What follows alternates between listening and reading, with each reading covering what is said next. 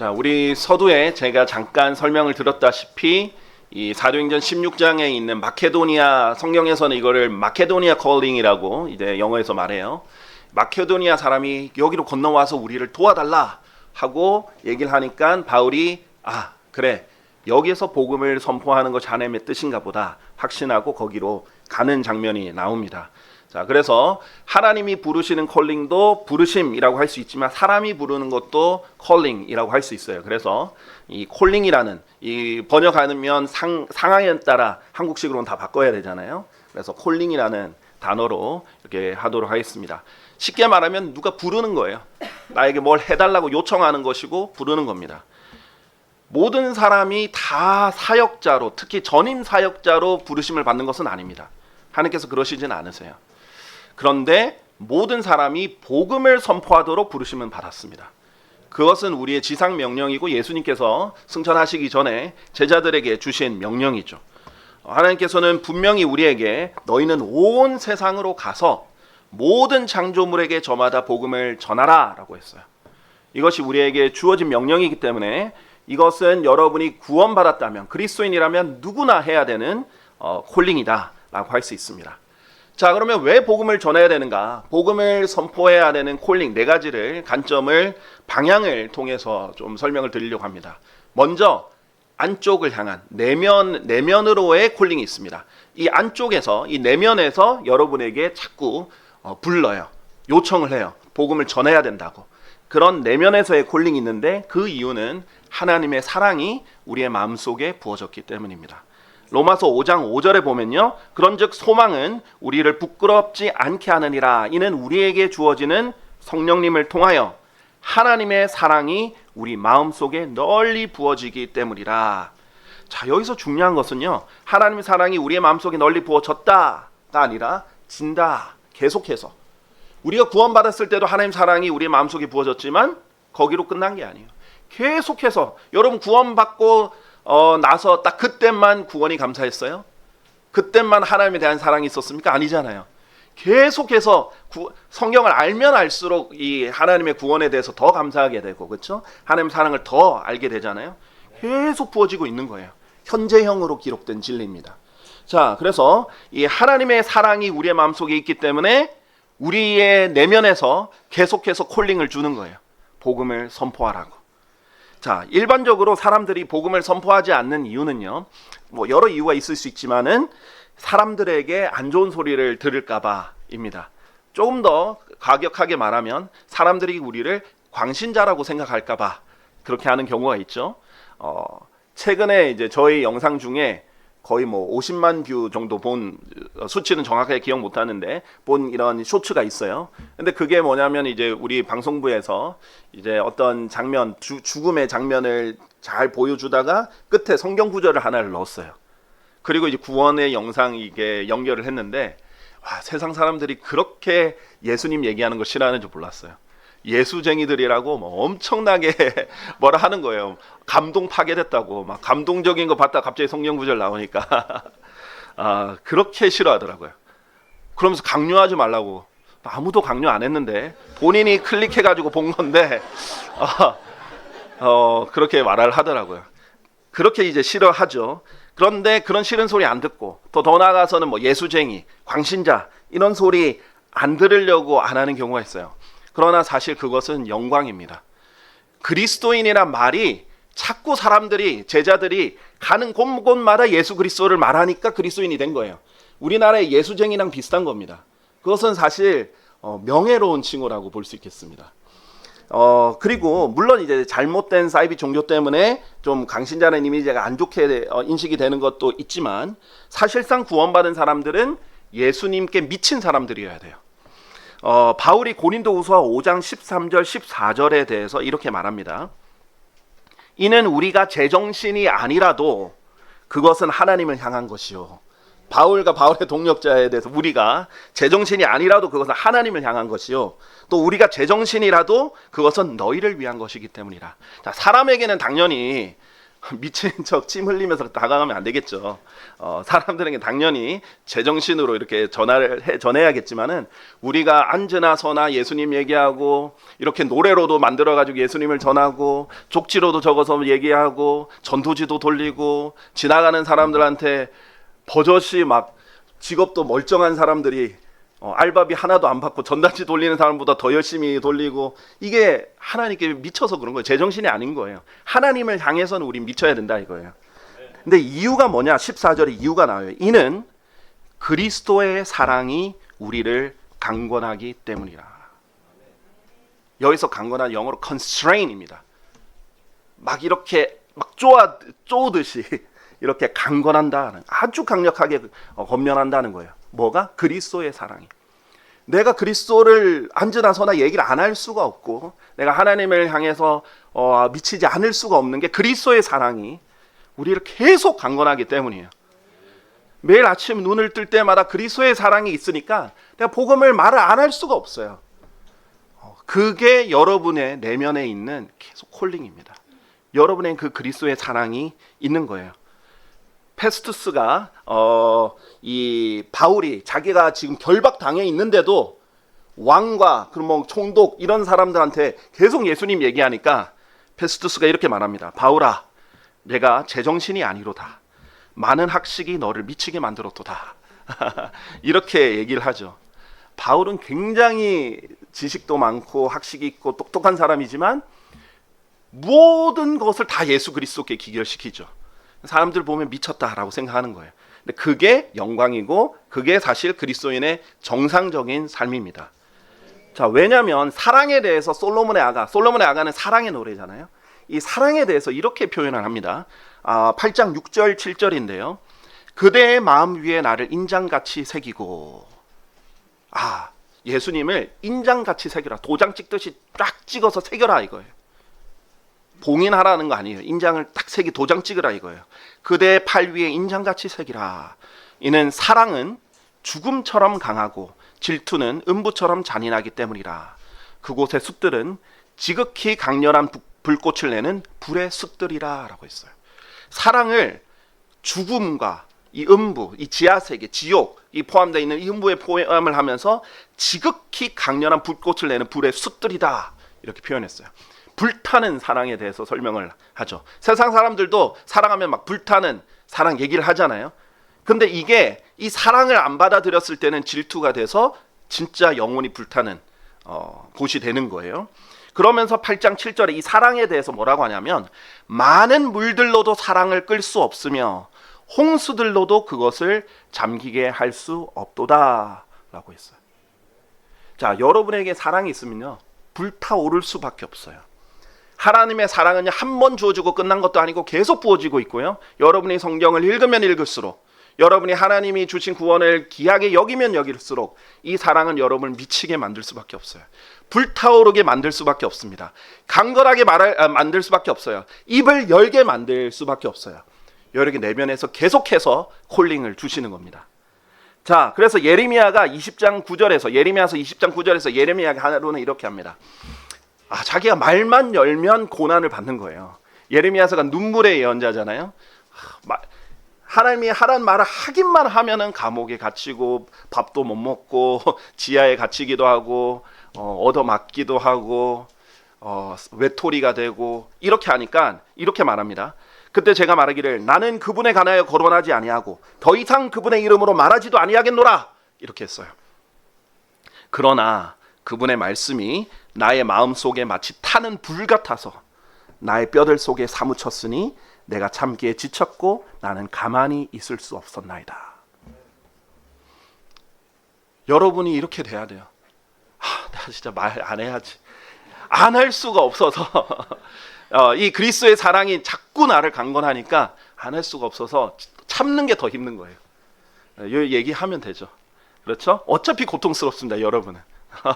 참아도 말 안 해도 힘들고 고통스럽고 꼭 전해야 될 것 같고 힘들고 전해도 다른 사람들 때문에 힘들고, 그러면 전하고 힘들고 영원한 상급을 받으시면 됩니다. 그리고 잘 보여야 되는 사람은 결국은 예수 그리스도 아니겠습니까?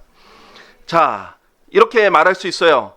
제가 그럼 누구에게 복음을 전해야 됩니까? 누가 복음을 선포해야 됩니까? 제가 말씀드렸죠. 여러분 전부 다예요.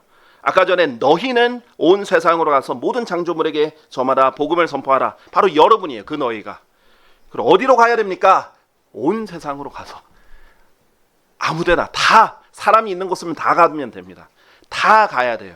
그리고 누구에게? 모든 창조물에게 저마다. 자, 창조물이면 다 전하면 됩니다. 여기서 창조물은 당연히 인간을 말합니다. 소에게 복음을 전하실 필요는 없습니다. 소를 구원하시기 위해 오신 건 아니니까 그 혼을. 그래서 정말 저 사람이 창조물이다. 그러면 각 사람 저마다에게 다 복음을 전하시면 돼요. 그러니까 예외가 없죠. 변명도 없습니다. 하나님께서 범위도 장소도 다 정해줬어요. 그렇기 때문에 여러분은 복음을 선포해야 되는 사람들입니다. 복음을 선포하는데 너무 부끄럽습니다. 이렇게 여길 수 있어요. 저도 그랬어요. 처음에. 저는 강화문에서 처음 전도지를 나눠봤거든요. 근데 강화문 얼마나 넓어요. 손이 덜덜덜 떨리더라고요. 그리고 주긴 줘야 되겠는데 지나간 사람한테 못 주겠으니까 살짝 주고 못 받겠지? 이런 식으로 그랬다가 나중에는 제가 어떻게 그 복음을 선포하게 됐고 나중에 거리에서 막 외치게 됐냐면 나중에 이제 이렇게 되니까 부끄러운 게 별로 아무것도 아니더라고요. 그리고 이제 처음에는 부끄러운데 나중에는 계속 하니까 성령님이 채워지는 게 느껴져요. 더 담대해져요.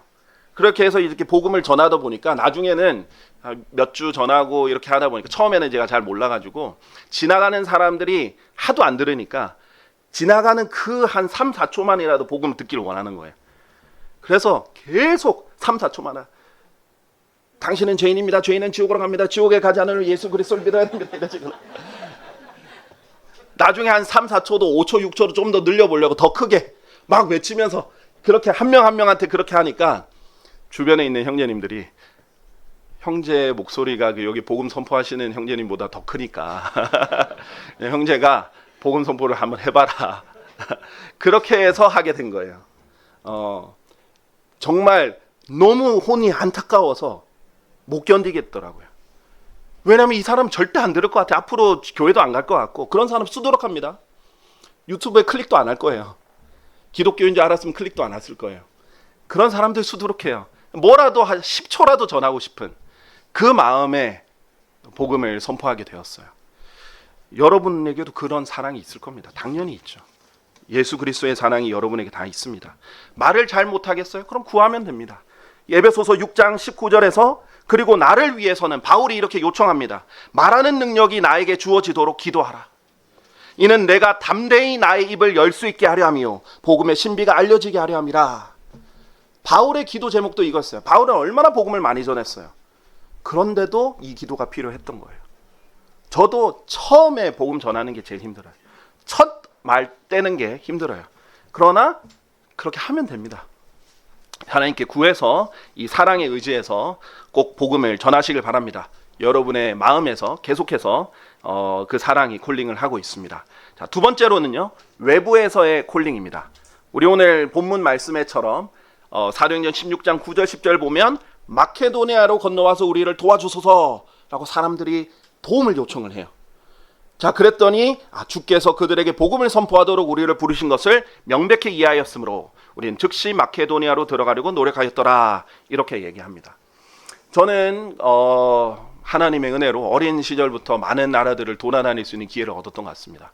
지금까지 한 40개국을 돌아다녔는데 대부분 어린 나이에도 많이 갔습니다. 제가 성인 때도 많이 가긴 했지만 그러면서 많은 사람들을 보게 됐어요. 그리고 한국이 아닌 곳들을 돌아다니면서 많이 느꼈어요. 세상은 참 다양한 사람들이 많다.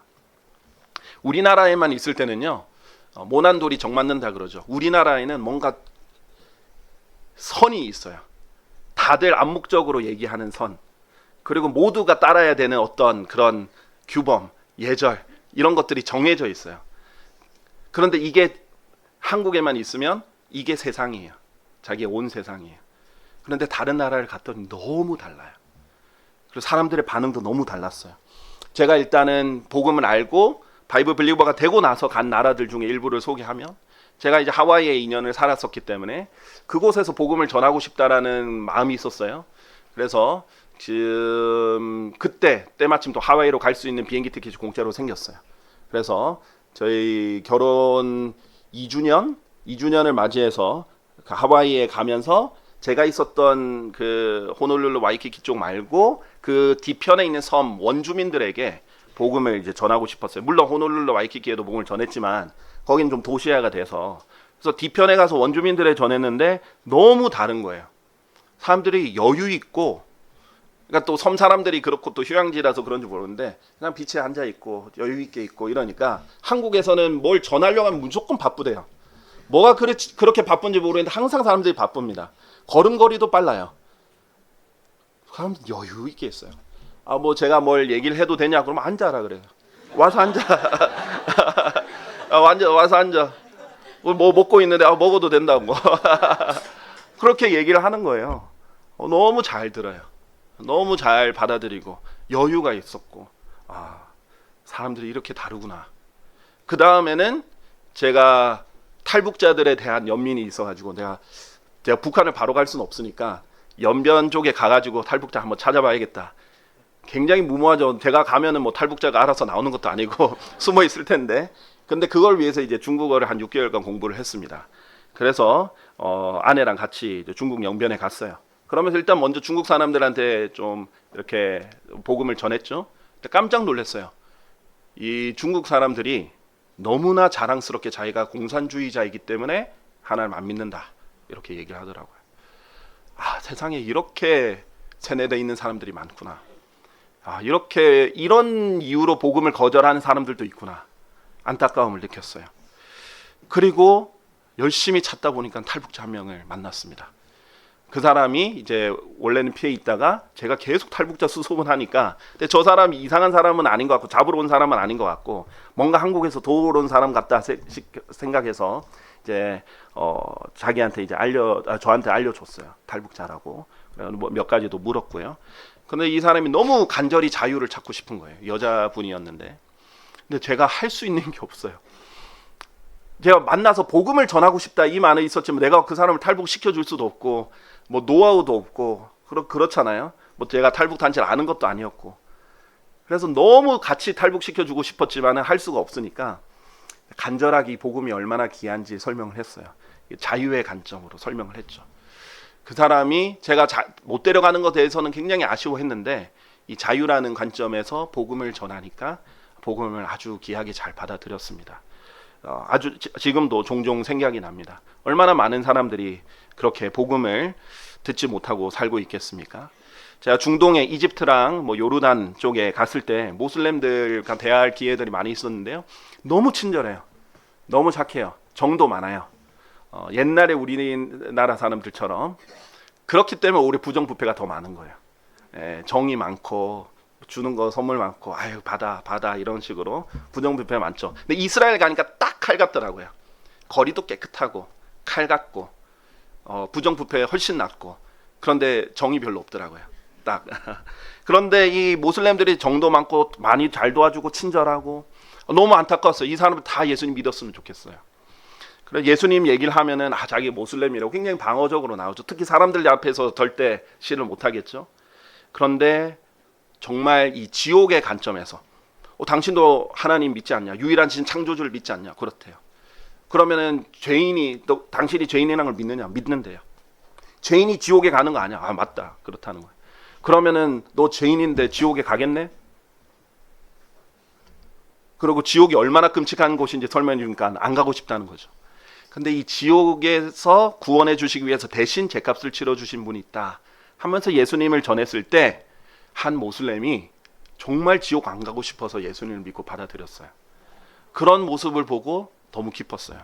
누군가 가서 전하기만 하면 받아들일 수 있는 사람이 분명히 있을 텐데, 이런 생각이 들었어요. 솔로몬 제도를 갔습니다. 우리 이 전 세계에서 가장 최빈국 중에 하나입니다. 수도를 제외하고는 섬에 약 70개로 이루어진 나라인데 전기가 없어요. 전기가 없고 상하수 시설이 안 돼 있고 빗물을 받아 먹는 오두막처럼 그냥 문이 없어요. 거기는 그런 곳에 사는 사람들입니다. 제가 갔더니, 그러니까 거기는 관광지 개발도 안 됐어요. 자연은 아름다운데 그러니까 관광객들도 안 오죠. 그러니까 제가 갔던 곳은 부족에는 물론 수도가 아닌 부족이라서 더 그랬지만 제가 가서 복음을 전하니까 사람들이 몰려옵니다. 그냥 저라는 사람을 구경하려고. 저 사람이 무슨 말을 하고 어떤 사람이 와서 여기까지 와가지고 뭘 말하나 듣는 거예요. 그런데 영어가 통해요. 여러분, 전 세계에 영어가 통하는 데가 너무나 많습니다. 그래서 저는 원래 1대1로 얘기하고 있었는데 사람들이 몰려들어서 설교를 하고 있는 거예요. 길거리에서. 사람들 모아놓고. 너 어찌 그렇게 잘 받아들이는지. 그냥 막 스펀지 흡수하듯이 다 받아들여요. 그리고 성당에 가면 성당에서 복음을 전하라고 허락해주고 안식교 교회 가면 안식교 교회에서 복음 전하라고 복음 전하게 해주고 개신교회도 침례교회도 그렇게 돌아다니면서 교회들의 복음을 전할 수 있었습니다. 그런 것도 있어요. 필리핀에 갔을 때는 제가 팁을 줬을 때는 땡큐 하다가 전도주 주니까 땡큐 very much. 전도주를 더 고마워하고 차에서는 나는 하나님 사랑합니다. 예수님 나는 구원자입니다. 이런 것들을 버스 뭐 자기 상점 이런 곳곳에 붙어 놓은 거예요. 그리고 자기 타고 있는 그 조그만 배 있잖아요. 모터도 안 달린 그냥 노젓는 그런 배 자기 거라고 뭐라고 적어 놓냐면 커다랗게 하나님의 선물 이렇게 적어놔요. 그리고 구원 이렇게 복음을 설명을 해주면 나 이거 성당에서 배운 적이 없다고 하면서 귀하게 잘 받아들이고 여유 있고 또 찬양하는 것을 즐거워하고 기뻐하는 사람들이 있었습니다. 그리고 정말 아무 곳 없는 데서 시작을 했었죠. 그런데 정말 복음을 구원받고 그런 바이블 빌리버가 된 사람들이 이방인인 저를 목자라고 믿고 따라준 그런 귀한 사람들도 있었고 세상에는 정말 많은 사람들이 다양한 나라가 있습니다. 그런데 그 사람들이 이렇게 말하지 않겠어요? 중국으로 건너와서 우리를 도와주소서. 중동으로 건너와서 우리를 도와주소서. 솔로몬 제도로 건너와서 우리를 도와주소서. 필리핀으로 건너와서 우리를 도와주소서 라고 말하지 않겠습니까? 전 세계 수십억 인구가 예수 그리스도 없이 죽어가고 있습니다. 왜 복음을 전합니까? 저에게는 이 내면에서의 콜링과 이 외부에서의 콜링이 있기 때문이에요. 너무나 많은 사람들이 그렇게 부르짖고 있습니다. 여러분에게도 콜링이 있습니다. 여러분도 복음을 전하셔야죠. 자, 세 번째 콜링입니다. 위로부터 오는 콜링이에요. 히브리서 12장 1절 보겠습니다. 이런 이유로 우리도 이처럼 커다란 구름 같은 증인들로 둘러싸여 있으니 우리가 모든 무거운 것마다 벗어버리고 너무 쉽게 우리를 애워싸는 죄를 벗어버리자. 그리고 우리 앞에 놓인 경주를 우리가 인내로 달려가며 라고 되어 있습니다. 여기서 보면 우리에게 이처럼 커다란 구름 같은 증인들로 둘러싸여 있다라고 했는데 이처럼이 뭐예요? 1절 바로 전에 12장 1절 바로 전에 11장에 있는 그 수많은 사람들의 목록, 믿음의 사람들의 목록 있죠? 그 사람들이 커다란 구름 같은 증인들로 우리를 둘러싸고 있다라는 거예요. 그런데 이게 어떤 거냐면 경기장이거든요. 그래서 우리가 경주를 인내로 달리자 이 얘기가 나오는 거예요. 그러니까 여름에 올림픽 경기장 같은 거 보면은 관중들이 둘러싸고 있잖아요. 그리고 경주를 하잖아요. 그러니까 지금 그 사람들이 둘러싸고 여러분에게 증인들로서 외치고 있는 거예요. 내가 살아봤더니 지금 복음을 전하는 것이 가장 값진 인생이더라. 자, 복음을 전해라. 라고 외치고 있을 겁니다. 모세가 외치고 있을 거예요. 여호수아가 외치고 있을 거예요. 침례자 요한도 외치고 있을 거예요. 사도 바울도 외치고 있을 것이고 베드로도 외치고 있을 것입니다. 그리고 가장 무엇보다도 예수 그리스도께서 우리에게 복음을 전하라고 우리에게 응원하면서 외치고 있을 겁니다. 우리에는 위로부터 오는 콜링이 있습니다. 지금도 계속 여전히 우리를 독려하면서 경주를 달려나가기를 바라고 있죠. 마지막으로 우리에게는 아래로부터 오는 콜링이 있습니다. 누가복음 16장 22절에서 24절 먼저 보시면요. 그런데 이러한 일이 있었으니 그 거지가 죽어서 천사들에 의하여 아브라함의 품속에 옮겨졌더라. 그 부유한 사람도 죽어서 장사되었느니라. 그런데 지옥에서 심한 고통들 중에 있는 그가, 이 부자죠, 자신의 두 눈을 들어 멀리 떨어져 있는 아브라함과 그의 품에 있는 나사로를 보는도다. 자, 지옥에서 눈을 떴습니다. 그리고 24절, 그런즉 그가 소리치며 말하기를 아버지 아브라함이여 제게 자비를 베푸시고 나사로를 보내주시어 그로 하여금 그의 손가락 끝을 물속에 담근 다음 제 혀를 식히게 하소서. 이는 제가 이 불꽃 가운데서 심한 고통을 당하고 있기 때문이니이다 하였느니라. 지금 지옥에서 부르짖는 수많은 사람들이 있습니다. 너무 고통스럽다고 부르짖는 사람들이 있어요. 물 한 방울만 달라고 외치는 부르짖음이 있습니다. 우리 발 밑에 있는 거예요. 예수님이 땅의 심장에 있다라고 했던 바로 그곳에서 사람들이 계속해서 부르짖고 있습니다. 자, 그런데 이 요청이 안 받아지니까 이 부유한 사람이 어떻게 했습니까? 27절, 28절에 이렇게 말합니다. 그때 그가 이같이 말하였느니라. 그러므로 제가 당신께 간구하노니 아버지여, 당신께서 그를 제 아버지의 집으로 보내주소서. 이는 제가 5 형제가 있기 때문이니 그가 그들에게 증언하여 그들도 이 심한 고통의 장소에 오지 않게 하소서 라고 요청합니다. 지옥에 있는 사람의 소원이 뭘까요? 제일 먼저 일단 그 고통에서 벗어나고 목마름이 해결되는 거겠죠. 그런데 그것 못지않게 간절한 소망은 제발 우리 가족이 이곳에 안 왔으면 좋겠다 라고 제발 누구를 좀 보내달라. 이 부유한 사람은 죽은 나사로를 제발 좀 보내달라 이러죠. 근데 그렇게 안 하십니다. 하나님은 방법이 아니에요. 살아있는 사람이 해야죠. 제발 누구 좀 보내달라. 우리 가족에게. 내 사랑하는 사람한테 제발 누구를 보내달라고 외치고 있을 겁니다. 제가 사랑했던 외할아버지가 있습니다. 제 어린 시절부터 많이 길러주셨고요. 부모님이 사업을 하시면서 바쁠 때 외할아버지 외할머니가 많이 길러주셨고요. 어릴 때 저는 말보다 글을 먼저 배웠다고 해요. 이제 저희 어머니 말로는 진짜 그런지 모르겠는데 근데 기억은 나요.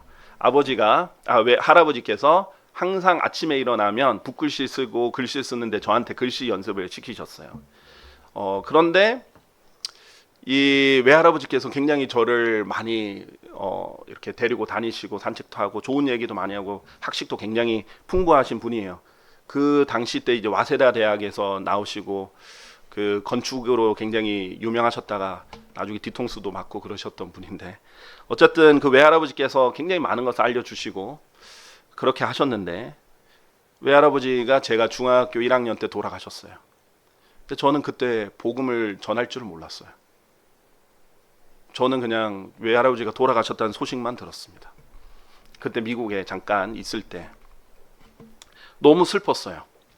근데 지금 와서 생각하면 외할아버지께서 복음을 받아들였다는 증거가 없어요. 제가 사랑하는 외할아버지께서 아마 받아들이긴 힘들겠지만 지옥에서 부르짖고 계시겠죠. 고통 속에 부르짖으면서 외치시겠죠. 여기에는 오면 안 된다. 절대 여기만큼은 오면 안 된다. 내 가족들에게 복음을 전해달라. 내 자식들에게 복음을 전해달라. 저는 이 생각만 하면 내 친척들에게 꼭 복음을 전해야겠다는 생각이 계속 들었어요. 그래서 하나님 은혜로 진짜 제가 목회를 하기도 전에 저희 친척들 장례식 때 한 5번을 복음을 전할 수 있게 됐어요. 그것도 외가, 친가, 처가까지 여러 번 계속 반복해서 전할 수 있게 해주셨고 제가 아는 모든 친척들에게 복음을 전할 수 있게 되었습니다. 그리고 한 분을 제외한 모든 사람이 복음을 다 받아들였어요. 저희 큰 아버지만 큰 삼촌이죠. 큰 삼촌만 안 받아들이셨는데 제 기도 제목입니다. 외할아버지께서 계속 얘기를 하시겠죠. 제발 걔한테 복음을 전해달라고. 수많은 사람이 외치고 부르짖고 있을 겁니다. 이 아래에서 많은 사람들이 간절하게 외치고 있을 겁니다. 우리 요한계시록 20장 12절 13절에 보면 백보자 심판이 나옵니다. 이 백보자 심판에는요 죽은 자들이 작은 자 큰 자 할 것 없이 하나님 앞에 서게 됩니다. 부활해서 다 서게 돼요. 13절에 보면 바다가 그 안에 죽은 자들을 내어 주었고 사망과 지옥도 그것들 안에 있던 죽은 자들을 넘겨 주었더라. 그러자 그들 각인이 자신들의 행위들에 따라 심판을 받았더라 라고 돼 있어요. 자, 이 사람들이 다시 살아나서 백보자 심판에 서는 거예요. 그런데 지옥에 있던 사람들도 나옵니다. 자, 여러분의 사랑하는 사람들 중에도 혹시 그 중에 일부가 있을지도 모릅니다. 그런데 그 모습이 어떨까요? 누가복음에 보면, 마가복음 9장에 보면 예수님께서 그곳에는 지옥을 얘기하면서 그들의 벌레도 죽지 않고 그들의 구더기도 죽지 않고 불도 꺼지지 않는다고 얘기하셨어요. 지금 그들의 구더기라고 하면서 그 사람들의 구더기를 얘기를 하십니다. 근데 죽지 않는 구더기예요. 이 사람들의 혼이 너무 뜨거워서 뒤틀려 가지고 구더기처럼, 마귀 뱀처럼 뒤틀려 있는 형태입니다. 부활해서 구더기 같은 형태로 뒤틀려 가지고 불호수에 안 던져지고 싶어 가지고 난리를 치겠죠. 자, 지옥에 들어갔다가 이제 심판을 받으면 얼마나 더 절박하게 발악을 할까요? 그때 딱 눈을 돌렸는데 여러분을 보게 되면, 여러분 아는 사람이 왜 나한테 복음 안 전했어? 얼마나 원망을 할까요? 왜 넌 알고 있었는데 왜 얘기 안 했어? 이를 갈면서 저주를 퍼부으면서 얘기할지도 모르고 눈물을 흘리면서 얘기할지도 모릅니다. 결국 20장 마지막은 이렇게 마무리됩니다. 그리고 누구든지 생명책 안에 기록된 것이 발견되지 않은 자는 불의 호수 속에 던져졌더라. 자, 우리는 이런 고통스러운 진리도 믿는 사람들이에요. 왜 복음을 전합니까? 천국과 지옥이 있기 때문이에요. 왜 복음을 전합니까? 하나님이 살아계시기 때문이에요. 왜 복음을 전합니까? 성경이 진리이기 때문입니다. 정말 성경대로 될 거기 때문입니다. 그리고 여러분에게는 콜링이 있기 때문입니다. 여러분의 내면에서 말하는 콜링, 여러분의 외부에서 사람들이 외치는 콜링, 위에서 말하는 콜링, 이 아래에서 부르짖는 그 콜링이 있습니다. 자, 여러분의 주업은 복음 선포입니다. 여러분이 생업하는 것은 부업일 뿐이에요. 여러분 모두는 복음 선포자로 부르심을 받았고요. 그렇게 주님 오실 때까지 복음을 선포하면서 또 하나님이 가장 원하시는, 이 땅에 있을 때 우리가 하기를 가장 원하시는 것이 무엇이겠어요? 한 사람이라도 그렇게 지옥에 가는 사람이 없도록 구원하는 것 아니겠습니까? 그 하나님의 기쁘심이 되기를 바랍니다. 우리 하나님께 기도하겠습니다. 전지전능하신 주 하나님 아버지, 주님께서 저희에게 베풀어 주신 그 크신 사랑과 은혜로 인하여 주님께 영원히 찬양을 드립니다. 주님, 이렇게 하나님의 사랑을 마음속에 간직하고 또 그 하나님의 사랑에 도전받고 또 그 하나님의 말씀과 또 하나님의 복음을 사랑하는 지체들 불러주셔서 참으로 감사드립니다. 주님, 저희가 이렇게 모여서 또 주님의 영으로 다시금 충만하게 되어서 주님의 명령을 수행하고 또 서로 섬기며 서로 사랑하고 주님을 기쁘시게 하는 일에 저희가 주님 오실 때까지 신실하게 할 수 있도록 도와주시옵소서. 주님, 이제 저희 필리핀 단기 선교를 가는 모든 지체들 안전하게 지켜주시고 이 작은 교회에서 정말 선교사들도 나오고 목회자들도 나와서 우리나라 전국 각지에 복음을 전하고 또 전 세계에 주님 오실 때까지 복음을 전하는 그런 사람들이 나올 수 있도록 도와주십시오. 주님께 모든 영광을 돌립니다. 주 예수 그리스도의 이름으로 기도드렸습니다. 아멘.